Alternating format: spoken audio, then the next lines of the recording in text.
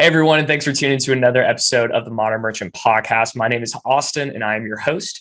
In today's episode, we have a very special guest. This is Krishna. He is the Vice President of Industry Relations and Partnerships at Auctane. You guys might have heard of Auctane. Auctane is familiar in the parent company of ShipStation, ShipWorks, Shipping Easy, Ship Engine, ShipSy, anything with ship in front of it probably. But Auctane's a really big company. They actually just got acquired back in, or Auctane acquired ShipStation and Stamps.com. You've heard of Stamps.com. Krish will give us all of the background on that. So let's go ahead and pass it over to him. Krishna, thanks for coming on. Thank you. Much obliged, much appreciated, and happy to be here. Yeah. And, Krish and I, we've talked a bunch in the past. We did a webinar in the past with SKUVol. We, all three of us, I feel like worked pretty well together. We've had a couple of conversations in the past, partnership stuff, a lot of stuff. So, definitely just a continued on conversation that we've had. And just to give the listeners out there, if we haven't seen you on a video or another podcast in the past, give us a quick little background about you, where you got started, and then really like what's going on lately with Auctane and ShipStation and where we all kind of fit in the mold with these companies. All right. That sounds great. So a little bit about us. We are the platform in e-commerce shipping and logistics. Our mantra is wherever you sell, however you ship. And the idea is, can you bring various order sources, whether it's a marketplace, an inventory platform, Flexpoint certainly orders and use a variety of different carriers. But when you do that, things can get broken down. It can get pretty disorganized. So we like to think we create a more organized workflow. We are not necessarily an inventory system, though we take pieces and certainly work well with them. We are not an OMS per se. We like to think that we are a one-trick pony that does something very unique, but does it very well around creating organized workflows around shipping and logistics. So that's who we believe we are. And we like to think that our merchants feel the same way about us. Yeah. No. And you you guys have a really nice portfolio of different services for almost any merchant out there too, right? So if I'm understanding this correctly, ShipStation, Shipping Easy, and ShipWorks are relatively similar. They have a handful of different similar features and functionality, but they kind of cater towards different retailers. Is that correct? That is correct. I mean, we say wherever you sell, however you ship, but our solutions, particularly ShipStation, are meant to grow with you either from the time that you're a beginning merchant all the way up to very professional enterprise brands that use our software to churn out hundreds of thousands, if not millions of packages a day. Gotcha. So with software, right? I mean, we're in software, we're in SaaS. I mean, and I know with you've kind of been in that domain of logistics and shipping. You kind of have that domain expertise and background with your past experiences. How did you get into software? Where did it all start? Sure. So for me, I spent about 10 years at FedEx. I had started interning with them when I was getting my first master's degree, and ended up going into large account sales, international sales, sales management, and then into product development in the US and actually in Europe, in setting up intercountry services around shipping and logistics for FedEx in Western Europe, India, other parts of the Middle East, and various aspects in between. Subsequently from there, was able to go over to our friends at Pitney Bowes. I was there for a little while, spent a little time at Groupon, setting up their cross-border trade, and then with Neopost, based in France, around shipping and logistics, until finally coming around here to Auctane, ShipStation, where partnerships, particularly around marketplaces, selling channels, and the like, kind of fall under my team. So you kind of stuck with the shipping and logistics, stuck with the software. Did you guys do a lot of traveling? It sounds like with FedEx. I did. Yeah. And the crazy thing is, if folks are listening to this on the podcast, they can't see it. But I'm supposedly one of only a few people in the world, a few hundred people in the world that have lifetime titanium status on Marriott, believe it or not. Marriott. I said that once to a friend. Oh, only a few hundred people had that, kind of thumping my chest. And then he happened to pull out the same card, and I was super crestfallen. So, I like lies being told to me and like to believe them. So. Hey, I get it. I got to get on that track. I'm not much of a traveler myself, but one of these days we'll get out there. The good thing with software is we can work in a lot of different areas, right? We don't have to be in one specific office. So let's kind of dive in, I guess, a little bit on the logistical side of things, right? So you clearly you're at FedEx for 10 years and you've been at Auctane. How long have you been with Auctane? 5 years. 5 years. 5 years. So, and not even including Groupon and some of the other places that you're at, that's a good, 15 to 20 years kind of in that realm of shipping and logistics. Clearly you're working on international stuff. What is like a normal barrier, like a handful of barriers that you see with customers or retailers trying to go international, and not even taking into account a global pandemic? We obviously couldn't predict that. So without that, what do most of these retailers either they don't see or they do see that they're going to run into eventually? Because honestly, we get this question a lot as well. We get people that are looking for that next step, right? That next, I got to get to this number, I got to get over this, we're only shipping in country. We need to go international. What do you see from a barrier perspective getting into an international market? Sure. I think the first barrier is where to get started, because it's scary. It's just like investing. It's just like doing anything for the first time. Really taking the first step is the scariest, because nobody really knows necessarily where to get started, although I do have some thoughts around, where to get started. But really where to get started and what countries and products to do first become always a question that really a lot of retailers don't know how to answer. So where do you get started? Okay. Well, where I would get started is, first off, prioritizing what are the products that you want to try to surface internationally. What a typical mistake that a retailer has is that they'll try to list their entire product portfolio out to the masses internationally, anywhere to anywhere, any country. But in reality, that's a pretty terrible approach, because you're going to stress yourself out. Folks outside the US who may not know you, don't necessarily want to see your full product portfolio, and you'll run into problems with customs. So I would say really getting started is, number one, taking a look at where is the demand, where are the requests, where are the IP addresses that are visiting your website, who's making the inquiries, and on what products. Can you prioritize the countries and the products themselves that you want to surface?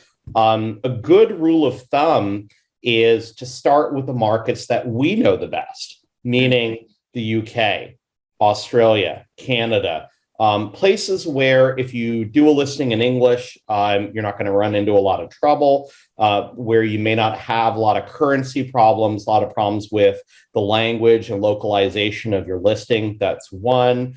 The number two aspect of that in looking at countries like Canada or Australia or UK is that typically your customs and duties are a little less onerous than some other markets in question, but definitely starting with somewhere like Canada or even Mexico. Even though Mexico, a lot of times people, because of Spanish, because of maybe some hesitancy, because they haven't necessarily dealt with Mexico before, especially with the USMCA, the United States, Mexico, Canada Free Trade Agreement that replaced NAFTA. That's a really good place to get started, are the countries within our region of Canada and Mexico. Since especially the import limits have become more favorable to international and cross-border trade. So I would say definitely look at starting small and looking at countries that are easy, products that are easy, and where your demand is coming from as the places to start. Another place to start, probably the easiest, is working directly with marketplaces you sell on. So if you sell your products on Amazon, they almost always have cross-border programs. So you can contact Amazon and ask them about that. They're almost always looking for products that they can surface in other country websites. That's one.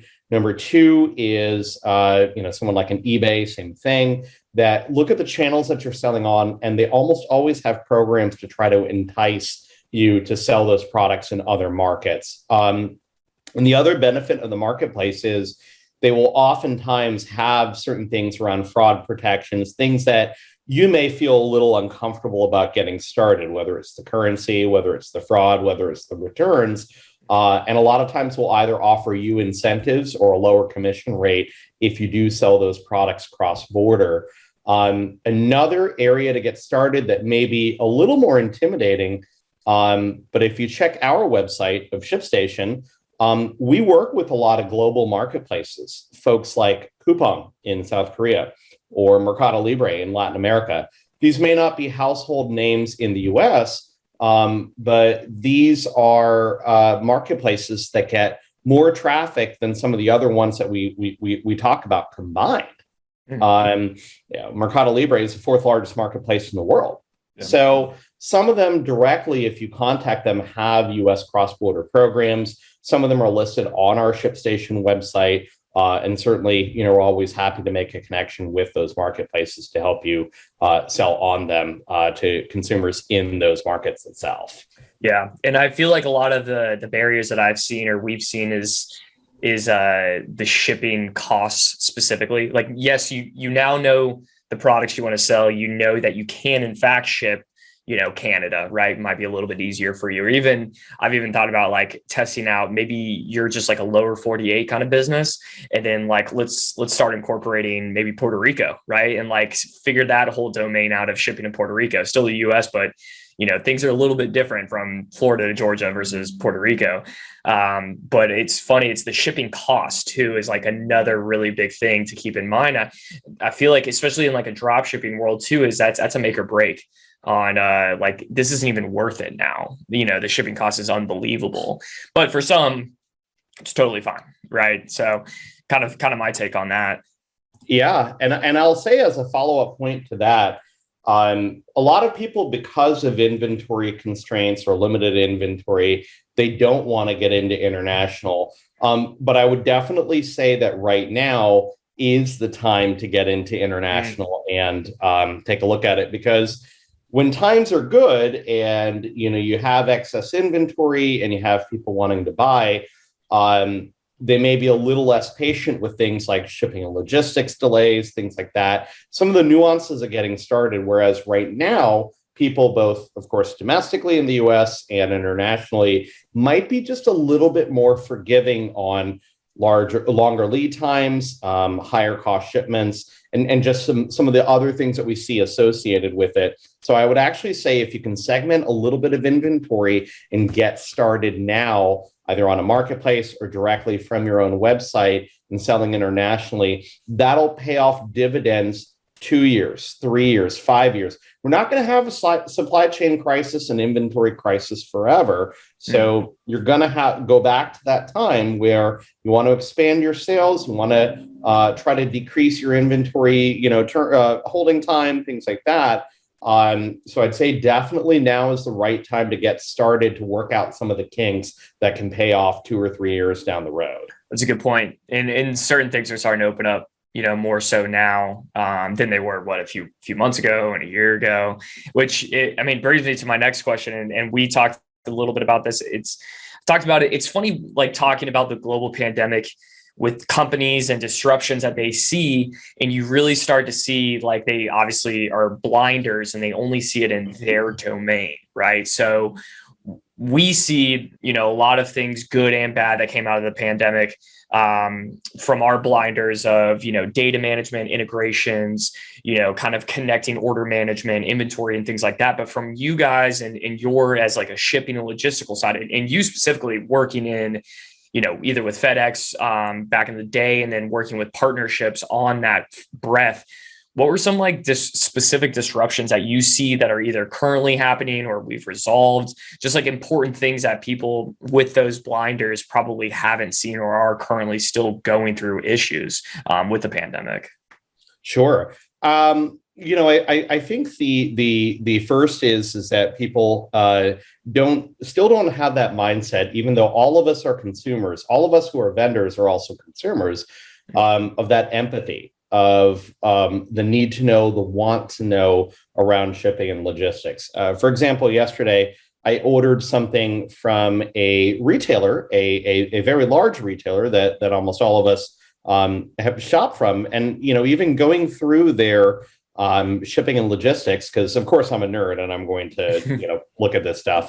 But it was things like when I looked at the tracking, it says expected by X date, which was of course now a couple weeks in the future. It says expected by November 29th. Okay, but what does expected by mean? Is that the date that it is supposed to be dispatched and leave? Is that the date that it's supposed to arrive to me? So that level of clarity, again, putting yourself in the mind of the consumer, we still see a lot of retailers that aren't doing it. I mean, I'm looking at this tracking event right now in front of me, and that could have been solved either with just a little bit of nuance of language or showing the actual path of that package itself as to when it was tendered, where it is right now, things like that. So I think that's one thing, but taking that and translating that into actually like a shopping listing or in the cart itself, and that level of granularity of detail around the shipping and logistics, that's something that's always been an existing problem. The battle for the sale is now won in the cart. But that level of communication has consistently been a problem. And I think the visibility for that retailer into where that inventory is it coming in? Do you have the right level of quantity of inventory to match the demand, or vice versa? Are you ordering properly? So inventory visibility has long been a problem, and the pandemic has just frankly made it a whole lot worse unless you have the right tools in place. Shameless plug, by the way. I'm gonna give you a plug section. We'll get you in there. No, that's a plug for you, my friend. Plug for you. Well, it's funny because I go through all the same stuff too, right? Like I'm shopping as well. I just got in a couple packages today. But it's one of those things where we feel a little bit used to longer shipping times. Honestly, I'm not like, if I go order something that I know for a fact I don't need it right now, like I'm okay with waiting an extra day, an extra couple of days. I mean, even sometimes an extra week or 2 weeks. But at the end of the day, I do want to know, like, at least have a little bit more clarity. There was whatever came in today. What are we on Tuesday? So I had something that was supposed to be expected by Sunday. And then of course on Sunday, it's kind of a bigger purchase and I'm just like, go ahead looking for it. And it's like expected today. And then the last update was from where it got shipped out, right? In California, and we're in Florida. And I'm like, if that was the last update, like from California, and it's supposed to be shipped today, like, and there's no update of like, oh, it arrived in Jacksonville and like out for order and all that stuff. And like, that's all I have. I'm like, okay, how long am I going to wait for this? Right? Is this going to be next day, the day after that? And it's like, I just need clarity. I don't care if it's going to take long. I totally am okay with that as a consumer. And I feel like a lot of people are like that. Absolutely. And I'll say this, I'll go a step further. Tier one retailers are actually in a lot of ways the worst at this, because they think they have to go it alone and build a shopping cart from scratch rather than using a platform like a Shopify or Ecommerce or whomever. But I'll tell you a story. So this past January, I'll tell you where I am in my marriage. For our anniversary, I had said to my wife, what do you want? She said she wanted Hexclad, the pants. And they're a Shopify site.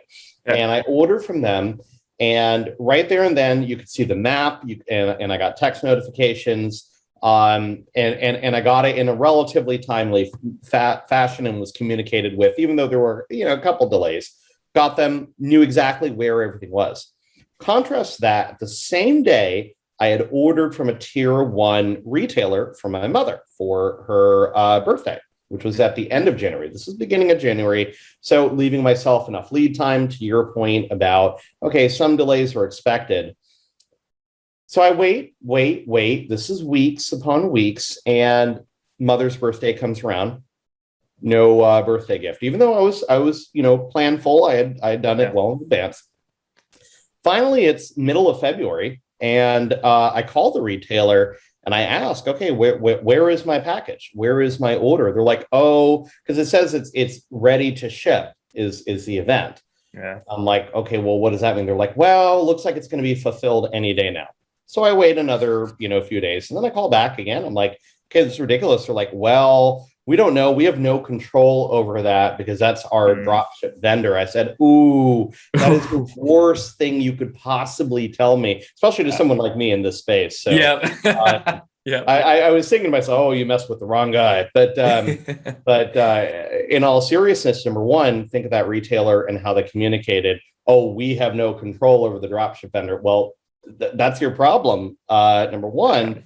But number two, even when I said, fine, cancel the order, they said, well, okay, we'll cancel the order. But, if the vendor dispatches the product, tomorrow, we don't have any control over that. So again, that's a problem. Like that even caused me a little bit of a headache thinking, oh, well, in the time of me canceling this order, are they going to, in fact, dispatch it?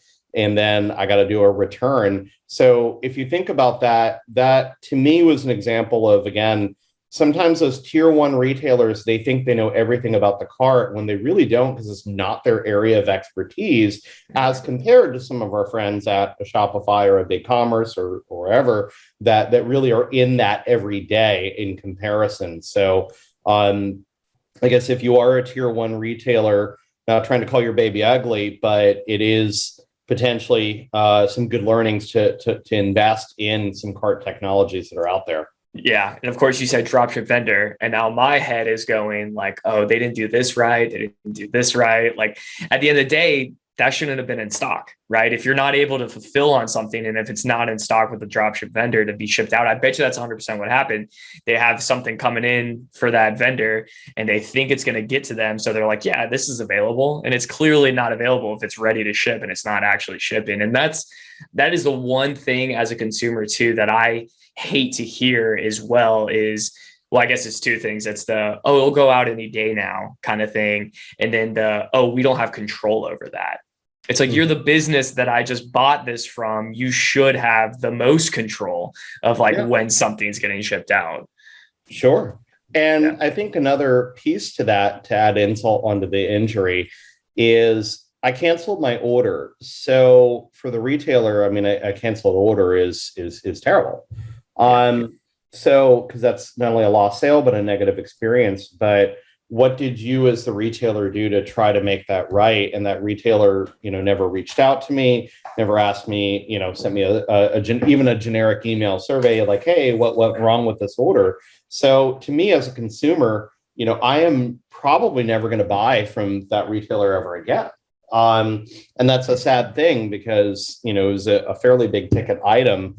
But it really goes to show you, even if you have shipping and logistics problems, if you can't have the presence of mind to ask your consumer, hey, what went wrong there? You canceled an order. What can we do to make that right? Then, I mean, you're really in trouble for future sales. Yeah, definitely. It was funny. I went through another kind of not bad experience, but accidentally the good old, you get Google saves addresses, and I put the wrong address on the package, and it ended up getting shipped. And I instantly saw it right because, everybody sends you a confirmation. And so I was just like, oh no, wrong address. And there's no way for me to change it. So I instantly contacted support in 2 different places to be like, hey, can I get this changed? 3 minutes after I made the order. Well, they say things won't get shipped out within the next couple of days. It gets shipped out 2 hours later, which was oh, you guys got to it quick. And then at the same time, their support team didn't contact me for a week later. It already was delivered to the wrong address. And then they reached out to me and I was like, oh my goodness, your shipping department couldn't be any more disconnected from your customer service department. Right. it was not fun. Okay, cool. Let's some great topics, great things to think about in regards to shipping international. I mean, we've kind of seen a lot of these different it's funny. I like to think businesses should think of themselves as consumers, because at the end of the day, we all buy stuff anyways. So it's like a great way of thinking of all your personal experiences. So you've got some really good points there, but I kind of want to shift over to partnerships, because that's kind of both of our domain. It's been your domain for a really long time. And I like the stories. You give great stories, Krish. Let's talk about like partnerships that you fostered with ShipStation and Auctane. Some cool ones coming up. You guys actually just announced a partnership with Google. Let's go into that. I mean, that sounds awesome. I mean, who doesn't not know Google? Yeah, absolutely. It's going to be a fun one. What it was is that last December, we kind of soft launched, because of course it's December. Most folks don't want to make a lot of changes. Google Shopping, which has been a pretty exciting one, because it's one of those selling channels where no commissions, no fees. And so a seller has obviously the power of Google behind it to list their products, do buy on Google, but without a lot of onerous fees and a chunk out of it. So it's really a risk-free investment to look at Google as a selling channel for your products, because obviously that's where people search for your product. That's one. But taking that a step further, we've been working under the cover of darkness with Google for about a year now on something exciting. And this is the first forum that I'm going to talk about it. And that is this. If you're a merchant, although you can list your products on Google and somebody can do buy on Google, the reality is somebody could find your products either through another vendor, even through Google, or they could find your product on a marketplace, which isn't the worst thing in the world if they find your marketplace listing through a Google search. But you sure would like to have it bought through your channel, where you make more profit and get higher brand recognition and all the good things that come with that.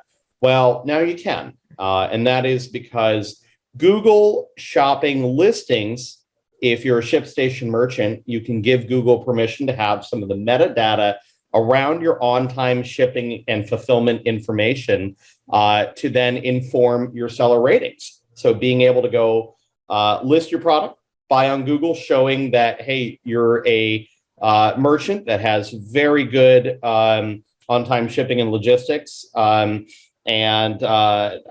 being able to show that can then nudge someone to buy the product from your buy on Google listing, from you directly, and that can really make a big difference.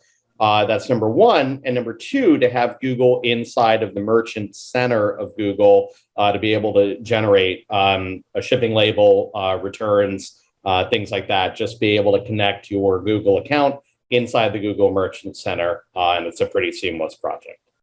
Awesome. That sounds great. I mean, a lot of people are jumping on that Google train. They've been doing that, at least from like a seller's perspective, but I mean, even now, so more than ever. And I'm just getting spammed on Google ads right now.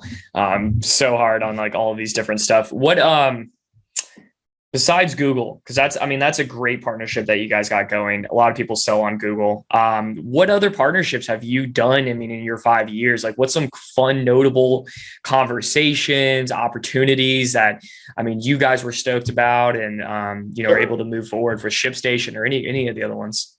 Sure. I think one of the most fun ones was working with Facebook on being able to launch Facebook Marketplace. Really to the idea of being a marketplace. Obviously, a lot of folks think of Facebook Marketplace as being for local products and furniture, cars, things like that. But the reality is, much like the secondhand market is getting a lot of attention these days because of a lack of inventory, Facebook Marketplace, and that being a really viable source of finding new products or products that you were looking for. But because of that critical lack of inventory, having a channel to do that, that's Facebook Marketplace. That's one. But another one that to me jumps out at me as being very fun was the idea of Alibaba.